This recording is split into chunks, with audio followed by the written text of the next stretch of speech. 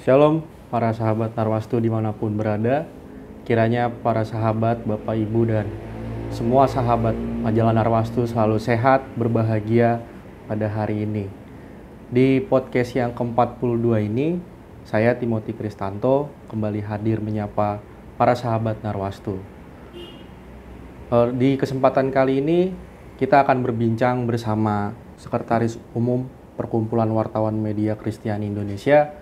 Kemudian beliau juga merupakan pemimpin redaksi majalah Spektrum.com dan saat ini juga beliau akan maju sebagai caleg DPR RI dari Partai Solidaritas Indonesia atau Partai PSI di Dapil Jakarta 3 meliputi Jakarta Utara, Jakarta Barat, dan Kepulauan Seribu. Baik, para sahabat Narwastu, kita akan berbincang dengan Bang Agus Rianto Panjaitan SE. Shalom, Bang Agus. Salam sehat. Gimana kabarnya, Bang Agus? Baik, puji Tuhan. Baik ya. Untuk diketahui juga, Bapak Ibu semuanya, selama ini Bang Agus dikenal sebagai wartawan yang berani dan peduli soal kerakyatan, sehingga beliau memilih maju untuk sebagai caleg DPR RI. Baik, Bang Agus, kita langsung aja nih, Bang Agus. Abang kan sebagai Sekretaris Umum Perwamki. Dan kita tahu nanti tanggal 7 Juli 2023 Perwamki akan mengadakan Munas. Di Munas ini siapa aja sih Bang yang akan membuka Munas ini dan siapa saja yang akan diundang? Ya tentunya yang kita undang itu pertama pasti tokoh-tokoh gereja ya. Karena Perwamki ini kan perkumpulan wartawan khusus media Kristiani. Kristiani di sini bukan cuma Kristen Protestan tapi Katolik juga. Semua Kristen lah gitu ya. Pimpinan-pimpinan aras gereja, sinode gereja, pimpinan-pimpinan gereja, lembaga gereja, dan juga ormas-ormas Kristen itu yang pasti kita undang. Kita juga undang sih beberapa tokoh nasional ya, menteri. Kalau Munas ke-6 kita waktu itu Menkominfo ya, dengan Menkominfo kita kerjasama juga. Dan tahun ini Munas ke-7 ini rencananya ada 2 pilihan. Kita mengajukan Wamen ATR BPN karena baru-baru ini kan ATR BPN juga berperan ya dalam membuat MOU dengan PGI tentang IMB gereja. Nah itu artinya ATR BPN juga care dengan masalah intoleransi ya, masalah kebebasan beribadah gitu ya. Dan ini perlu kita apresiasi dan perlu kita berikan tempat untuk mereka boleh mensosialisasikan ke masyarakat warga gereja lah, gitu, masyarakat Kristen ya. Setelah itu juga kita undang juga memang Bupati Taput ya, Bapak Nison Baban, karena saya pribadi di media saya pernah angkat itu tentang perlakuan masjid di Taput dan gereja di Cilegon.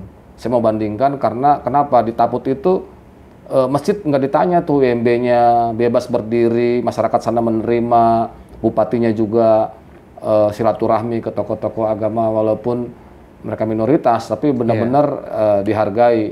Nah, saya sangat care dengan hal-hal yang seperti itu di media saya sebagai wartawan. Waktu saya di media nasional maupun di media Kristen tuh saya sangat peduli dengan hal seperti itu karena itu merupakan hak asasi manusia yang dilindungi oleh Undang-Undang 45 ya, Undang-Undang 45. Bahkan di Taput itu juga sendirinya pernah terdengar ya bahwa akan dibuat wisata halal ya di Danau Toba itu. Ya, itu gubernurnya yang ngajuin, tapi ya ditolak nggak bisa gitu. Iya. Oke, berarti Perwamki sendiri ini sudah kurang lebih 7 tahun berdiri ya atau lebih? Lebih, kita udah 20 tahun ya. 20 tahun. Kita waktu itu merayakan HUT yang ke-17 itu aja tahun 2000 masa pandemi itu ya. Berarti 20. Dari berdirinya 20 tahun Perwamki ini, 20 tahun. Mungkin apa aja sih Bang kegiatan-kegiatan Perwamki selama ini? Sudah banyak ya yang kita lakukan ya.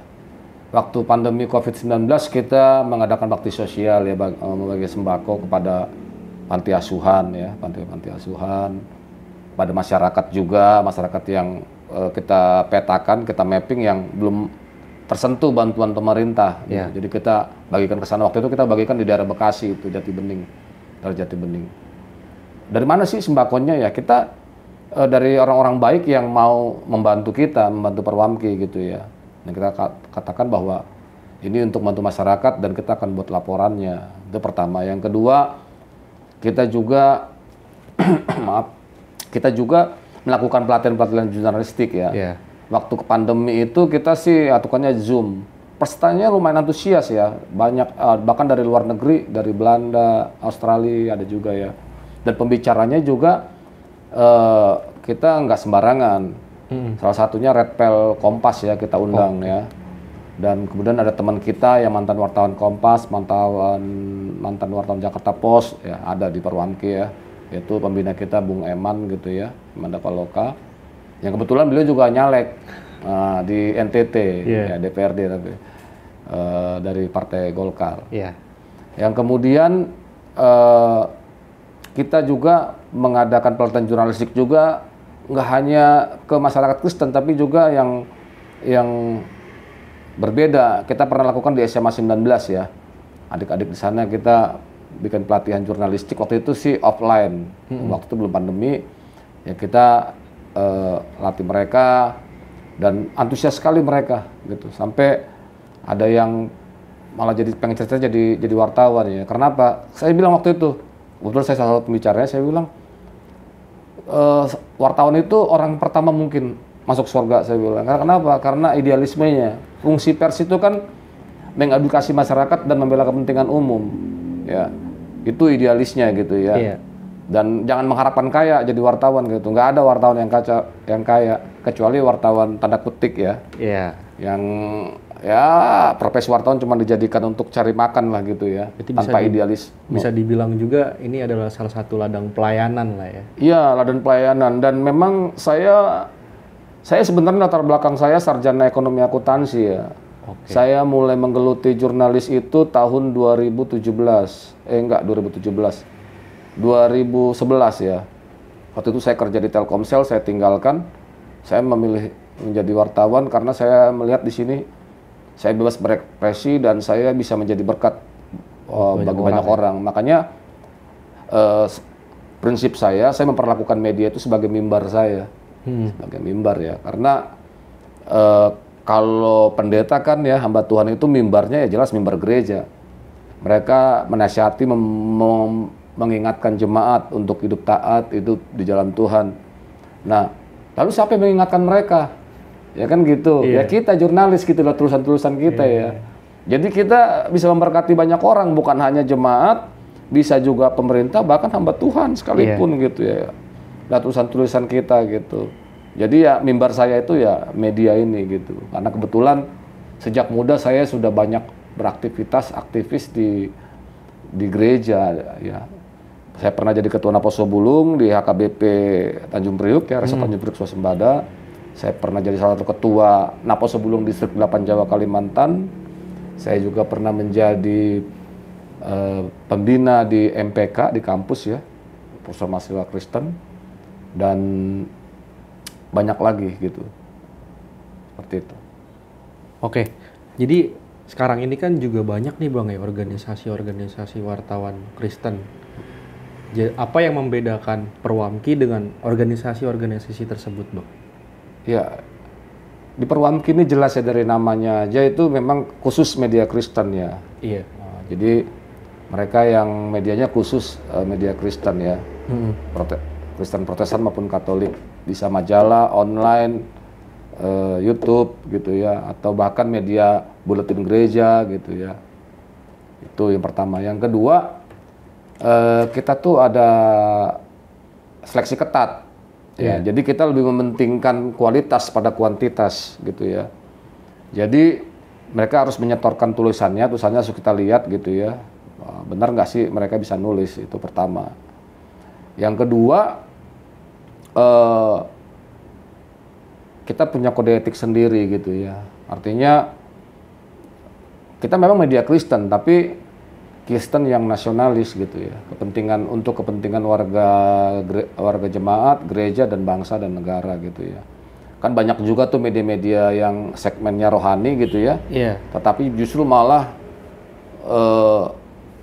memprovokasi, malah jadi ada semacam pengajaran fundamentalis agama gitu ya, yang akhirnya nggak bisa hidup rukun atau nggak bisa hidup berdampingan dengan agama lain sesama anak bangsa. Nah di Perwamki ini kita nafasnya mewajibkan setiap wartawan Kristen itu ya nasionalismenya gitu ya. Jadi kita media pencerah, jangan ada kita memprovokasi untuk membenci umat lain, tetapi justru bagaimana kita mengasihi seperti kasih yang Tuhan Yesus ajarkan, itu pertama. Itu yang kemudian ya di Perwamki ini kita tuh ada apa ya, semacam aturan ya, walaupun ini nggak secara de jure ya, tapi secara de facto bahwa ketua umum Perwamki itu nggak bisa 2 periode, kebanyakan nggak bisa 2 periode, ya, hanya 1 kali periode aja gitu ya. Dan biasanya bergantian. Jadi kalau ketuanya Protestan, sekumnya Katolik. Nanti berikutnya harus dari Katolik. Kemudian sekumnya Protestan ya. Ya memang ada organisasi wartawan Kristen lainnya, memang kita nggak pungkiri gitu. Ya tapi kelebihan di kita ya kita nggak ada tuh. Walaupun di ADRT kita nggak ada tertulis ketua itu dibatasi 2 periode gitu ya. Tapi nyatanya kita selalu berganti gitu. Nggak ada tuh semenjak berdiri sampai seumur hidup ada orang yang jadi ketua gitu ya. Nggak ada itu. Gitu ya. Iya. Dan di kita nggak boleh ada kepentingan kepentingan media kita gitu, nggak boleh.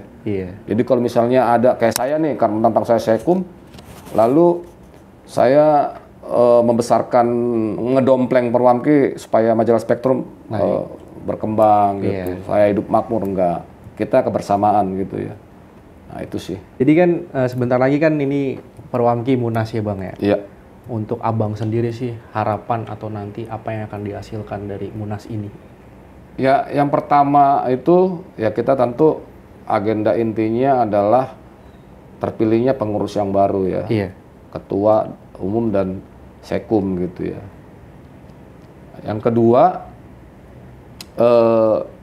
kita menetapkan garis-garis besar kebijakan organisasi. Artinya itulah menjadi standar ketua umum dan sekum itu nanti membuat laporan pertanggungjawaban di akhir periode kepengurusannya gitu.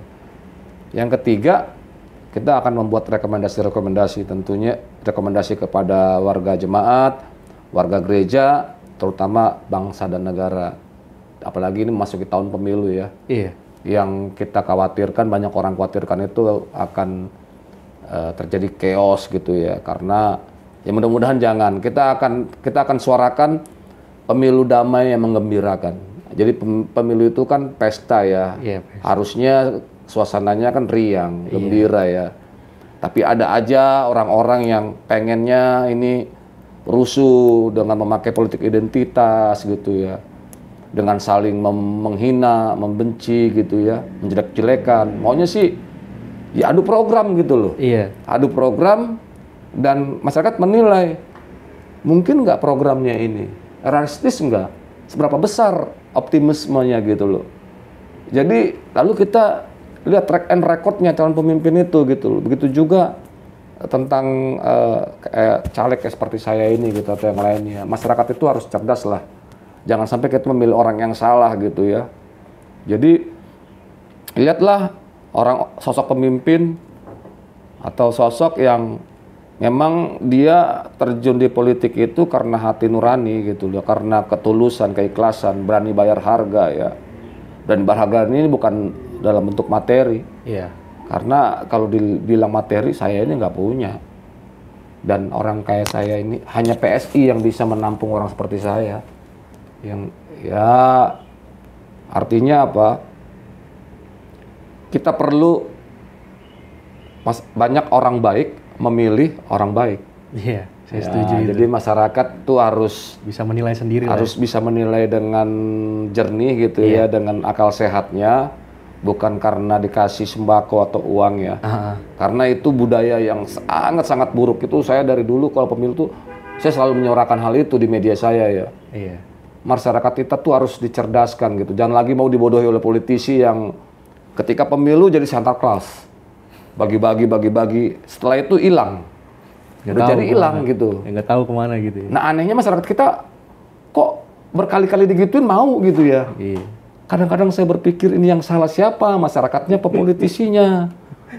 Jadi itu bahaya, budaya yang sangat bahaya ya. Jadi ntar di masyarakat pun, masyarakat kecil pun, dari kuli pun, kalau ada peluang korupsi gitu. Iya. Gitu. Oke Bang, dari kita tadi membicarakan Perwamki, sekarang kita beralih jauh nih. Ya. Tentang pencalekan Abang. Iya. Kita tahu kan kalau PSI itu atau Partai Solidaritas Indonesia ini punya tagline Ya. kerja untuk rakyat, Ya. hadir kerja untuk rakyat. Nah, yang pertama Bang yang pengen saya tanyain adalah bagaimana ceritanya Abang sampai memberanikan diri untuk maju sebagai caleg DPR RI dan kemudian kenapa Abang memilih PSI? Ya, karena hanya di PSI seperti saya katakan tadi ya, hanya di PSI orang seperti saya ini bisa jadi caleg. Ya, pertama di PSI itu seleksinya ketat. Ya, jadi mereka menilai hanya orang-orang yang berintegritas yang bisa menjadi caleg di PSI. Yang kedua nggak ada mahar, gitu ya. Kalau ya orang yang mengenal saya pasti tahu lah bagaimana keadaan ekonomi saya gitu ya. Bahkan ada yang nyinyir gitu ya. Lu nyalek Gus, punya uang nggak begitu ini? Saya bilang loh, kita itu harus berpikir kreatif ya. Di PSI itu kita diajarkan untuk fundraising dan juga kampanye yang efektif, efisien. Iya. Itu ya. Kemudian seleksi ketatnya gini. Kalau Anda mau jadi caleg PSI, DPR RI itu harus ikut pelatihan politik cerdas berintegritas dari KPK. Harus lulus. Nah, ada sertifikatnya gitu. Itu udah saya punya sertifikatnya, saya lulus. Kemudian ada pelatihan juga di PSI ya, pelatihan. Yang pelatihannya itu intinya adalah kita orang yang berintegritas apa enggak sih gitu loh. Terus kita punya keinginan kuat enggak sih untuk membangun bangsa ini gitu loh. Untuk bicara kebenaran ya. Ini sesuai dengan tagline media saya dan prinsip saya ya. Kita harus sering-sering menyuarakan kebenaran, suara kenabian gitu. Jadi saya sih nothing tulus aja. Saya daftar ke PSI ya lewat online. Online. Jadi nggak offline, online. Ya kalau di lolos saya bersyukur, nggak lolos juga saya bersyukur. Tapi karena kenapa? Sejak 2019 pun saya belum menjadi anggota PSI, bahkan kader PSI. Saya udah sosialisasikan PSI kemana-mana. Lewat pemberitaan maupun saya jumpai masyarakat gitu ya. Waktu itu saya minta kaos, 1000 kaos dikirim oleh sekjennya PSI saat itu, Raja Juli Antoni. Saya ke pasar-pasar itu. Ke masyarakat pedagang, saya bagikan kaos, saya ajak diskusi masyarakat karena masyarakat itu memang seperti katakan tadi harus banyak-banyak dicerdaskan gitu ya, dan itu yang akan saya lakukan nanti gitu. Jadi masalah mereka memilih saya atau enggak itu soal belakangan. Yang penting itu saya bisa mengedukasi masyarakat tentang bahwa politik itu sebenarnya suci loh, baik gitu loh. Betul. Cuman banyak orang yang salah menerapkan dan menggunakan politik gitu. Dan saya punya tujuan itu ya ingin memerangi korupsi dan intoleransi. Kalau saya misalnya jadi anggota dewan, ya saya ingin di Komisi 10 gitu. Ya kalau nggak salah itu Komisi 10 itu keagamaan ya.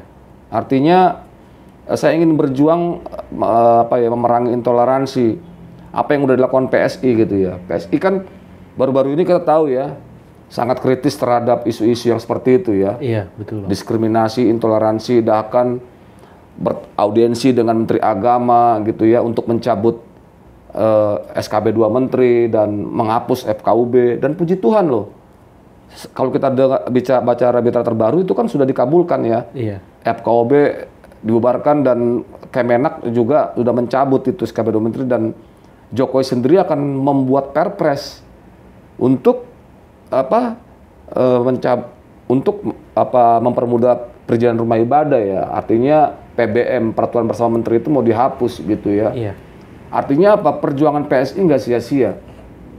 Dan PSI akan terus berjuang untuk hal itu. Sudah terbukti nyata. Dan ini yang nggak pernah dilakukan oleh parpol-parpol lain. Selama puluhan tahun kita tahu kan berapa banyak pelanggaran terhadap hak asasi manusia, hak beribadah, intoleransi, diskriminasi. Tapi kita lihat partai mana yang pernah bersuara sebelum ada PSI, hampir nggak ada. Iya. Bahkan soal korupsi, ya baru-baru ini hanya PSI yang mendukung Pak Jokowi, itu makanya tagline kita PSI itu tegak lurus bersama Jokowi, di mana pemerintah Pak Jokowi itu mengajukan RUU perampasan aset dan itu ditolak secara berjamaah oleh anggota dewan ya, gitu ya, anggota dewan yang ada gitu ya. Iya. Bahkan mereka mengatakan dengan entengnya, oh itu tergantung bos, pimpinan partai, gitu ya. Waktu beraudiensi dengan Mahfud MD, ya Menko Polhukam, Pak Mahfud, ada rencana mau membatasi uang kartal 20 juta itu, kan ditolak oleh mereka. Bahkan Ketua Komisi 3 saat itu, Bambang Pacul gitu ya, dia bilang, loh, kalau dibatasi 20 juta ini memang pada sini udah nggak akan pernah jadi lagi nih anggota dewan. Artinya apa? Karena selama ini mereka memainkan politik uang. Iya. Mereka menganggap untuk menjadi anggota dewan itu harus keluar uang banyak. Bahkan ada salah satu petinggi partai ya, yang dengan menurut saya salah ya, saya bilang angkuh ya. Dia bilang untuk menjadi anggota dewan minimal itu 6 miliar katanya, anggota DPR RI. Dia katanya riset doktoralnya. Dan saya ingin mematahkan hal itu. Kalau saya jadi anggota dewan, saya akan buktikan. Orang seperti saya bisa jadi anggota dewan. Amin. Tanpa uang 6 miliar, bahkan 1 miliar, gitu ya. Karena niat saya adalah benar-benar terjun ke masyarakat. Iya. Sehingga saya nggak punya beban ketika saya jadi anggota dewan. Untuk balik modal nggak ada beban. Saya hanya akan berjuang aja untuk kepentingan masyarakat umum dan negara gitu loh. Oke, baik Bang. Sebenarnya apa yang menjadi permasalahan serius di tengah bangsa ini? Kemudian apa harapan Abang di pemilu 2024 ini? Dan bagaimana sih Bang tanggapan keluarga atau dukungan keluarga dan teman-teman Perwampi terkait pencalekan Abang ini? Ya. Masalah krusial di bangsa ini adalah pertama itu menurut saya ya korupsi yang sudah membudaya. Kita perhatikan aja di lingkungan kita lah, lingkungan RT, lingkungan RW ya. Dan masyarakat sekecil aja kalau bisa peluang korupsi ya. Saya ngalamin itu ya, sembako pun dikorup sama pengurus-pengurus RT gitu ya. Iya. Karena kenapa? Mentalnya udah dibuat seperti itu oleh politisi-politisi yang tanda petik itu. Mereka merasa dengan uang mereka bisa jadi anggota dewan karena mereka bisa membeli suara masyarakat. PGI aja nggak jenuh-jenuh setiap pemilu selalu membuat suara pastoral ya, katanya. Jangan pilih caleg yang mereka kampanye di rumah ibadah. Misalnya seperti di gereja misalnya gitu. Iya. Karena orang seperti itu, Tuhan aja, rumah Tuhan itu nggak dia hormatin, apalagi kalian. Dia aja nggak menghormati Tuhan gitu loh. Kemudian dia bagi-bagi uang gitu ya. Itu kan, dan kenapa kita mau menerima gitu loh. Itu yang membuat kita makin bodoh. Nah itulah yang mau saya lawan gitu. Iya. Artinya masyarakat ini jangan terus dibodohi.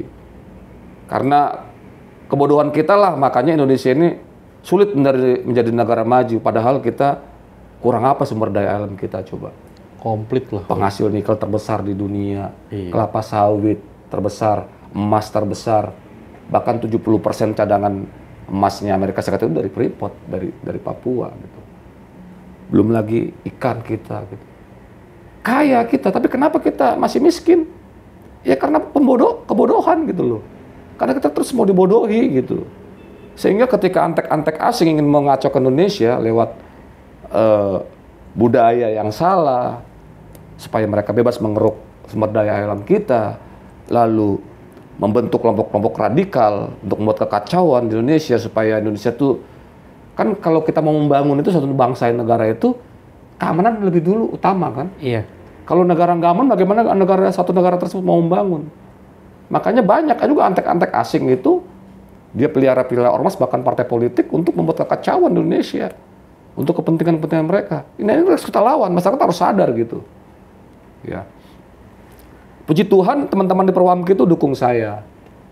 Ya, sudah beberapa sih media yang tergabung di Perwamki memberitakan tentang visi misi saya ke kenapa saya memilih PSI gitu ya, termasuk ini Narwastu, terima kasih untuk Narwastu, dukungan keluarga juga baik gitu ya.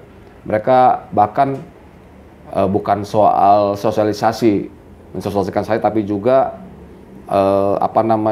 bahkan ada yang mau menyumbang dana gitu ya. Memang saya menolak untuk dikasih uang. Saya minta cetakin aja dah kartu nama, spanduk gitu atau template untuk bahan kampanye saya nanti gitu ya. Kalau uang takutnya saya salah menggunakannya gitu loh. Gitu. Kemudian kenapa saya optimis apa yang saya rindukan gitu ya, apa yang menjadi visi misi saya bahwa negara ini bebas dari korupsi, dari intoleransi, itu yang hal paling penting gitu ya di PSI, karena sudah terbukti nyata ya. Kita lihat kawan-kawan kita PSI di DPRD DKI Jakarta ya, begitu kritisnya, begitu transparansinya, sampai mereka itu dimusuhi semua fraksi yang ada di DPRD gitu ya.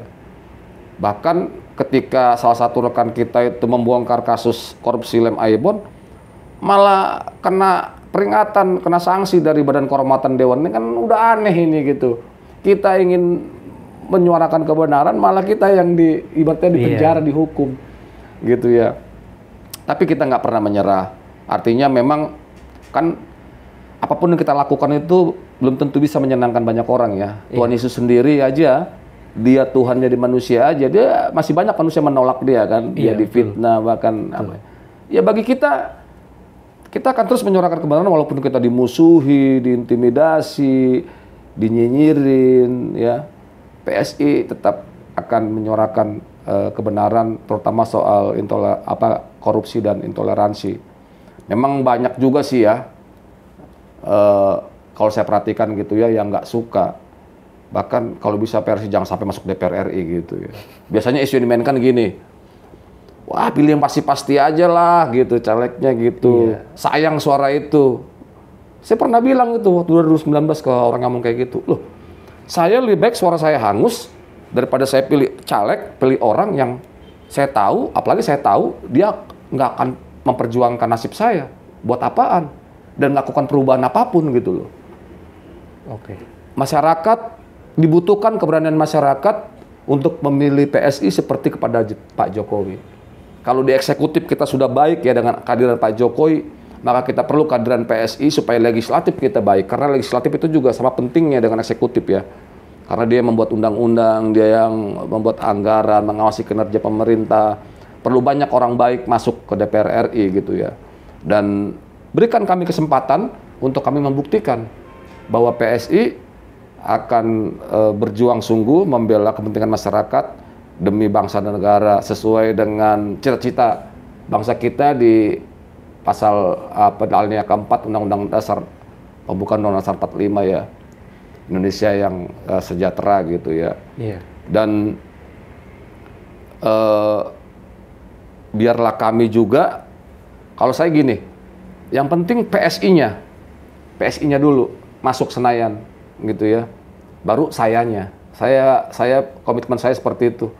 Jadi karena saya tahu teman-teman saya di PSI yang lainnya itu orang-orang yang bisa dipercaya dan punya integritas.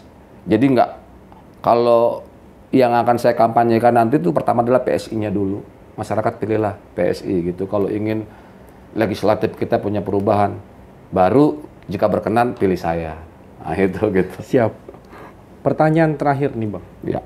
Apa pendapat Abang tentang kiprah majalah Narwastu selama ini? Narwastu satu-satunya majalah Kristen yang masih eksis hingga sekarang ya. Dari udah berapa puluh tahun usianya ya. Dari saya masih SMA itu sudah ada Narwastu. Bahkan saya pernah aktif di Napo Sebulung Distrik, waktu itu ada yang kita suarakan gitu ya. Narwastu dukung waktu pemberitaannya gitu ya. Bahkan pimpinan majalah Narwastu, tempretnya Bang John Romunte ya. Siapa yang nggak kenal beliau gitu ya. Dan saya berharap sih Narwastu tetap eksis, bahkan terus berkembang. Walaupun ada yang bilang, banyak yang memprediksi media cetak itu akan ditinggal gitu ya. Ya salah satunya koran saya dulu, koran nasional ya, koran harian umum ya. memang tumbang gitu karena harga kertas terus naik gitu ya. Sementara minat membaca orang udah berkurang gitu ya. Tetapi sebenarnya pangsa pasarnya masih banyak di daerah-daerah gitu ya. Iya. Karena kalau yang saya lihat dari yang saya pahami dari sosok Bung Jondro ya, beliau tuh pengen sebanyak mungkin masyarakat itu diberkati lewat majalah Narwastu. Makanya kalau nggak salah saya, Narwastu kan dikirim juga ke daerah-daerah ya, kantong-kantong Kristen pedalaman ya, supaya mereka juga banyak mendapat informasi dan juga bisa dikuatkan lewat pemberitaan-pemberitaan Narwastu gitu ya. Ya, semoga Narwastu terus menyuarakan kabar baik ya untuk kebaikan masyarakat Indonesia khususnya umat Kristiani gitu. Dan nggak banyak ya yang bisa bertahan ya. Sekarang ini udah banyak juga majalah media cetak Kristen itu yang tumbang. Ya ini perlu diapresiasi dan salut gitu ya. Iya. Dan ya mungkin saya sih yakin pertama karena pertolongan Tuhan. Yang kedua masih banyak orang-orang baik, orang Kristen gitu ya. Tokoh-tokoh Kristiani yang baik yang mau membantu agar Narwastu tetap eksis gitu ya. Dan saya berharap juga makin banyak tokoh-tokoh Kristen yang peduli terhadap media Kristen. Karena kenapa? Kita tuh punya beban yang berbeda dengan media umum gitu ya. Artinya kita bukan cuma memikirkan kebaikan bangsa dan masyarakat, tapi juga bagaimana orang Kristen untuk bisa bertumbuh dan punya peran sentral, punya peran penting lah bangsa negara ini gitu ya, lewat perilaku yang baik. Nah, seperti itu. Baik Bang, terima kasih Bang atas bincang-bincangnya siang hari ini. Kami selalu berdoa sukses untuk Perwamki dalam Munasnya. Siap. Sukses Terima juga kasih. buat Abang dalam pencalekannya. Amin. Semoga cita-cita Abang duduk di parlemen bisa tercapai dan Amin. menggaungkan suara-suara kebenaran dan kenabian.